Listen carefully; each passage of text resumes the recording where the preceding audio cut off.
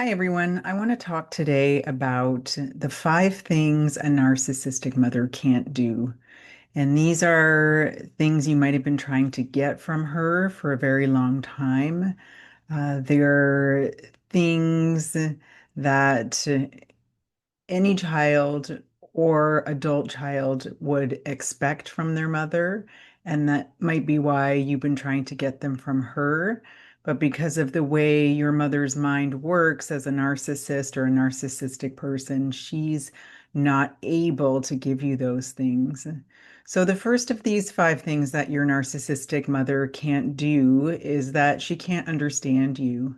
And you may have been banging your head against a wall for decades, possibly, trying to get this understanding from her, trying to get her to see your side of things, to explain yourself 10 ways from Sunday, to try everything you can to get that validation from her. And you might notice that you don't get it. And even though you never get it for decades and decades, you keep on trying. And although that's not logical, because the past experience would give you an idea of what's going to go on in the future. That's why if someone lets us down or breaks our trust, we're going to have a hard time trusting them in the future. But for some reason, when it comes to our mother, we often don't have that natural self-protection.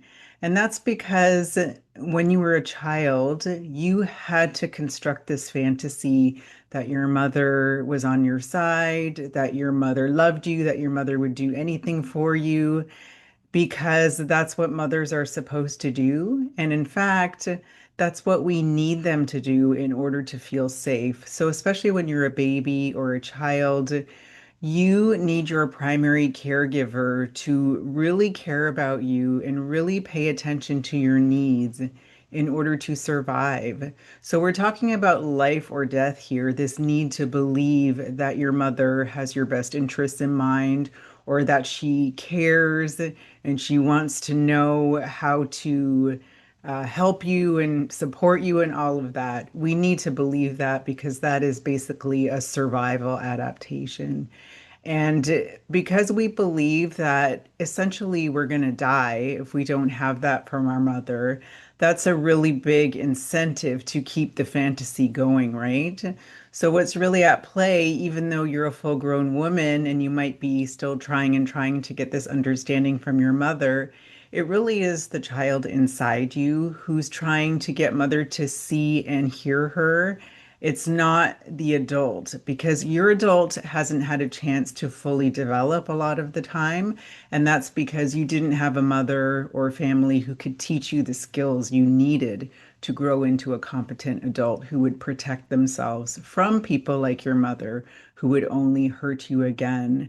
So, the most empowering thing you can do, and this is step one of my process, and that is to recognize that your mother is not capable of giving you the empathy and the compassion. She's not capable of putting herself in your shoes. She cannot see your side of things, especially if it requires her to admit to perhaps letting you down in some way. She cannot do that. And that actually brings us to our second point. And the second thing your mother can't do is self-reflect. So, narcissists in general do not have this capacity to look at themselves and what they may have done wrong or what part they may have played in a situation that's not favorable. So, if you come to your mother with some information about how you feel that you're not happy with how she treated you perhaps, or want her to take some accountability, or you want her to acknowledge that she did something that hurt you, you will find that instead of like what I would call a normal or a healthy mother, and you might be one of these, in spite of the fact that you have trauma, you are still capable of being a healthy mother. And in fact, as long as you're trying most of the time, you are going to do a better job than you believe you are doing. because the research shows that you really only have to get it right a minority of the time with your children in order for them to develop the resilience they need to have healthy, happy lives. So chances are you're being much too hard on yourself if you're a mother yourself.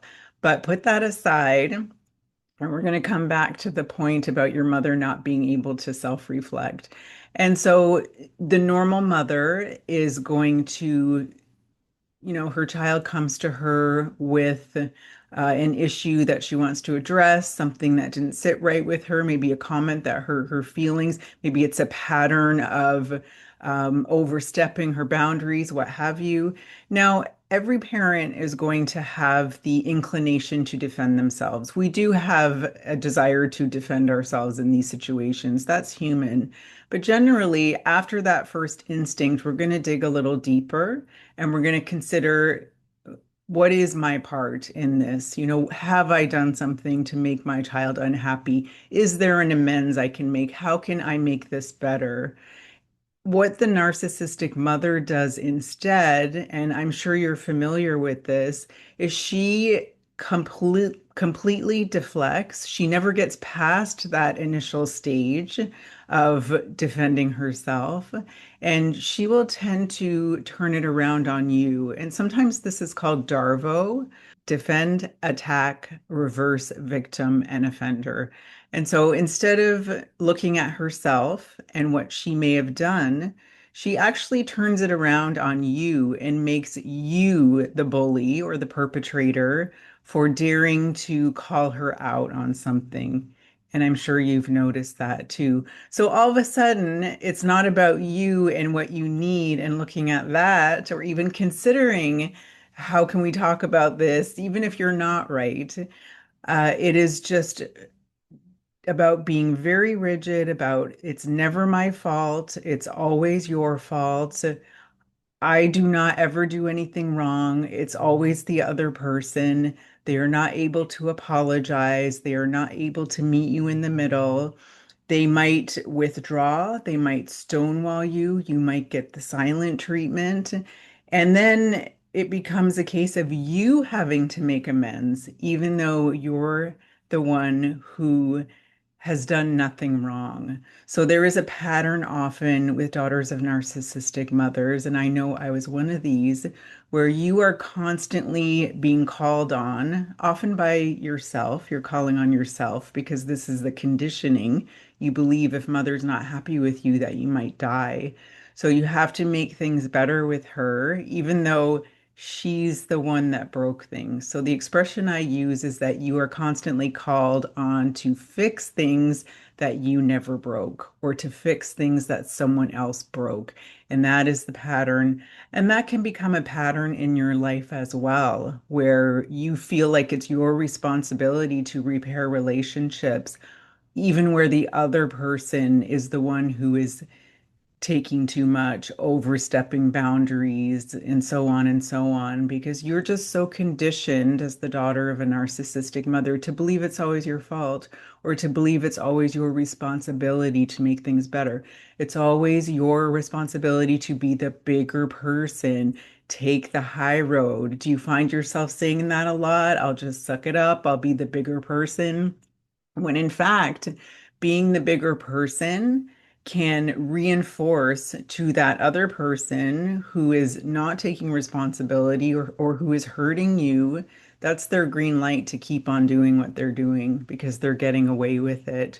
So sometimes there is a place to take the high road, and with healthy people, you can do that. You can let them off the hook, if they've kind of just misstepped and it's not a pattern. But generally, if you're not yet healed, you're going to be attracting a lot of unhealthy people who might be mirroring that relationship with your mother.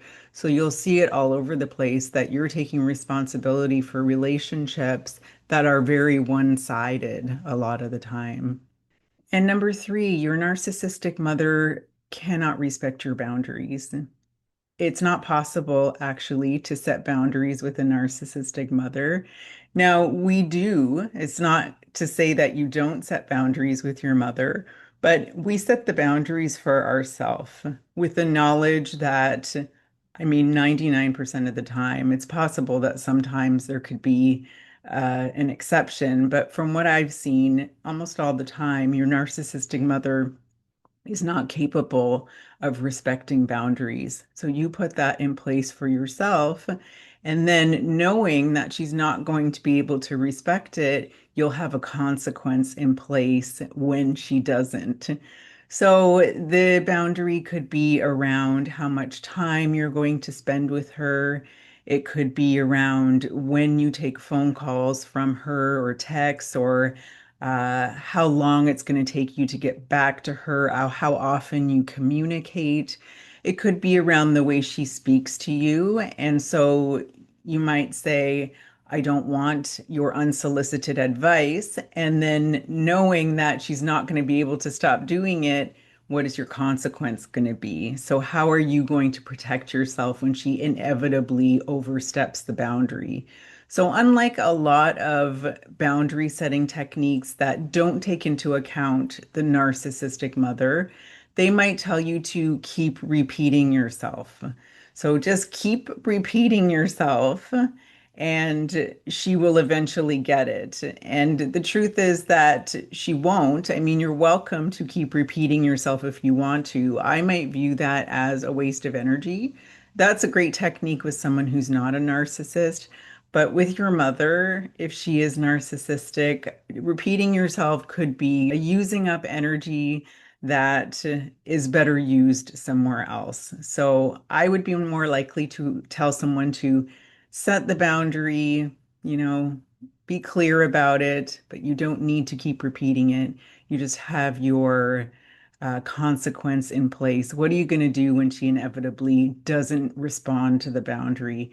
And so it could be that you're going to end the conversation. It could be that you're going to leave. It could be that you're going to see less of her, whatever feels right to you. And sometimes you might want to do like a meditation or some kind of breath work or something to get in tune with that inner self that you might not have great access to all the time. You might just want to take a little time out, get into your body and hear what she has to say. What does your true self have to say about what's going to happen when she doesn't honor your boundary?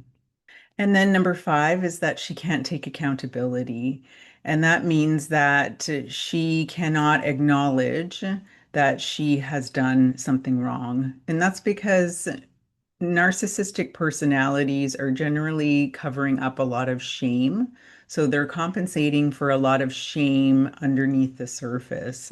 So any acknowledgement of wrongdoing on their part, or even acknowledging that they have flaws, is a risk that that shame-based self, they call it, is going to be exposed.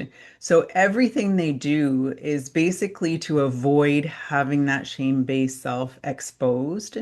And that's why you might notice that if you give them any kind of feedback, even if it's not really critical, but could possibly be perceived as critical, they get very injured. They just will either, overreact, like go into a rage, or maybe they'll sulk and do the Darvo, especially a covert mother would do this, where she might start to say, oh, I guess I'm just a terrible mother, So that's kind of her way of getting you to stop or getting you to take the guilt and the shame that she doesn't want to feel. So, what you might not realize as the daughter of a narcissistic mother is that the guilt that you feel has been programmed into you on purpose. Your mother has stoked that guilt. She has nurtured that guilt and encouraged it because it served her. So if you feel guilty for something your mother has done because she turns it around on you, and that's been going on since you were a child, you have been conditioned and programmed as if you were in a cult, essentially. The narcissistic mother is the cult leader of the family, really.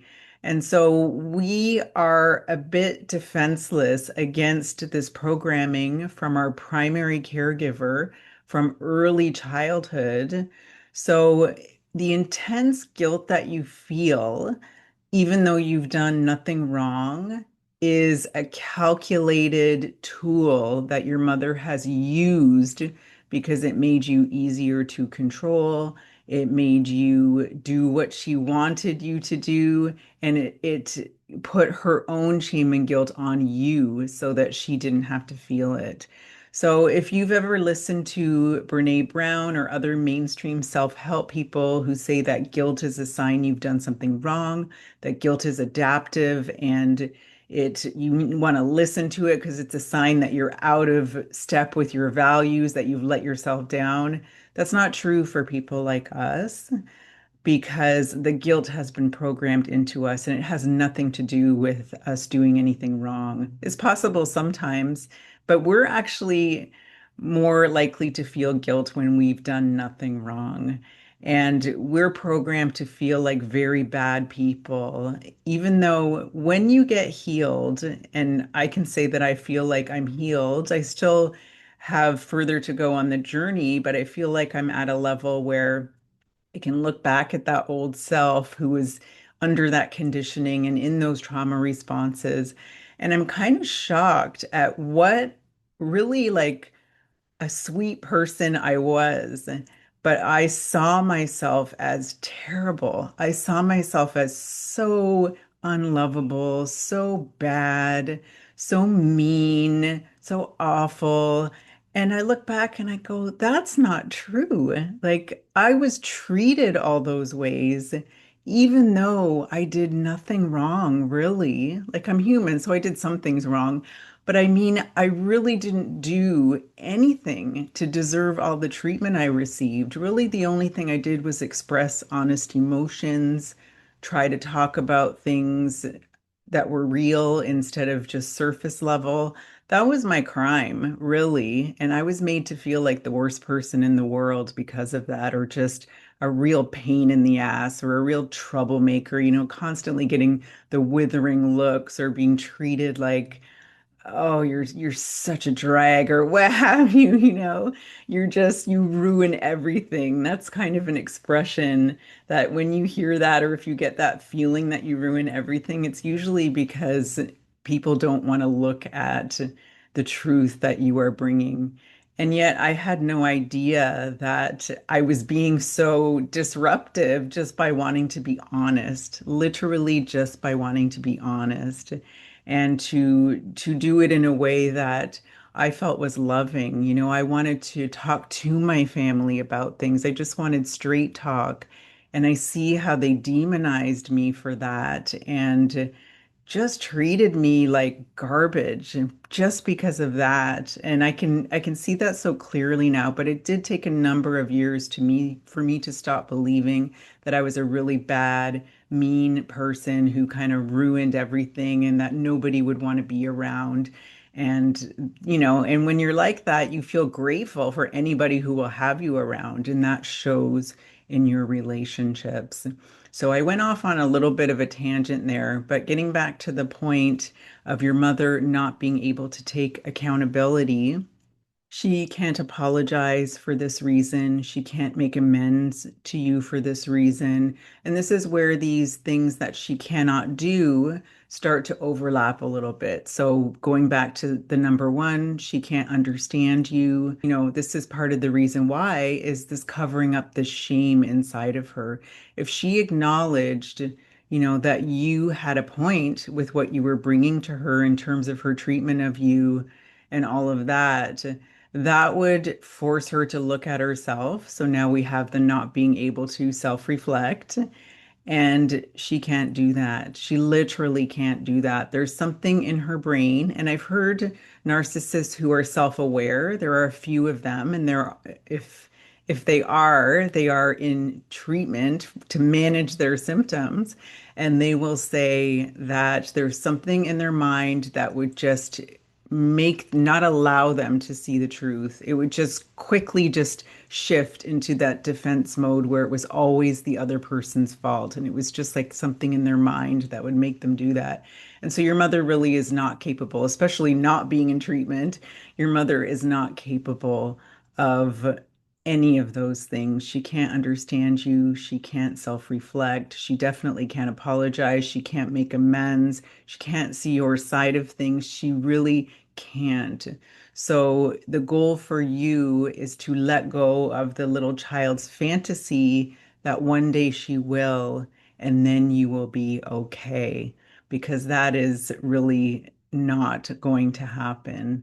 And we want to be kind to ourselves when we come to that understanding, because it can be deeply painful to recognize that your mother is never going to give you that understanding and that validation that you have believed you needed to make you whole. You don't need it to make you whole, but the realization that it's not coming can be very deeply painful.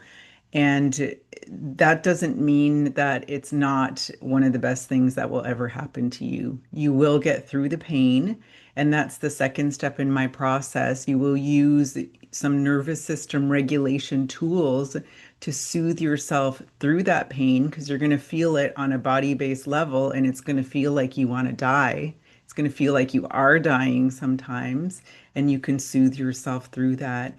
And then the boundaries that you set with her, even though you know she's not going to follow them, the consequences that you have for yourself when she doesn't, remember the boundaries are for you, not for her. That's part of step three, which is the reparenting process. This is you standing up for yourself, being your own parent, and starting to step in where your mother wasn't able to meet you and will never be able to meet you. And some people might like to say, don't say never. And I don't like to say never and always either. But it can be useful in this case, because with a narcissistic mother, chances are you won't ever get that. And so in this case, it can be helpful to acknowledge, stop the hope, get rid of the hope. Little girl inside, this is not happening. We have to move on from this and start to parent ourselves. And then I have a bonus for you, that she can't have a relationship with you. And I know that might sound harsh, and that is not a call to go no contact. I would never tell anybody what level of contact they should or shouldn't have with their mother. But if you do choose to stay in contact with your mother, you want to acknowledge that that's not a relationship. There's a difference between being in relationship with someone and being in contact with them.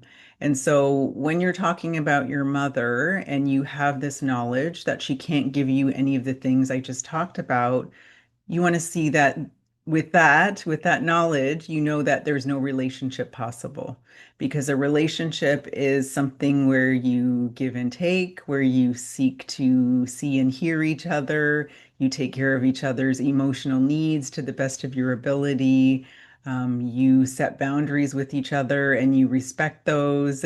You make amends when either of you has done something wrong. You talk straight to each other. Straight talk is a big one. We don't beat around the bush. We just say what we want to say. We tell the truth. All of those things are not possible if you stay in contact with your mother. And for those reasons, you don't have a relationship. So we can stop talking about a relationship with our narcissistic mother and perhaps just start talking about levels of contact. So I'm in contact with my mother. I have limited contact with my mother, or I am no contact with my mother, whatever the case may be. So I hope that helps you today. Those five things your narcissistic mother can't do. I hope it frees you up a little bit to allow the inner child to accept the very painful at first truth that she can't do these things for you, and she likely never will. To understand that the pain will process if you allow it to, using the nervous system tools. It could be breathing, it could be EFT tapping. There's a number of things you can do. And the boundaries, the reparenting yourself, standing up for yourself, understanding that the guilt you feel is just a product of the conditioning that you've been through since you were a very little child, and that it's a matter of deprogramming yourself, just as if you would if you were leaving a cult. So thank you for listening, and I will look forward to talking to you next time. I have an event for Daughters of Narcissistic Mothers coming up in the next couple of weeks. I would love to have you there. I will link to it below, and you can have a look and see if you'd like to join us.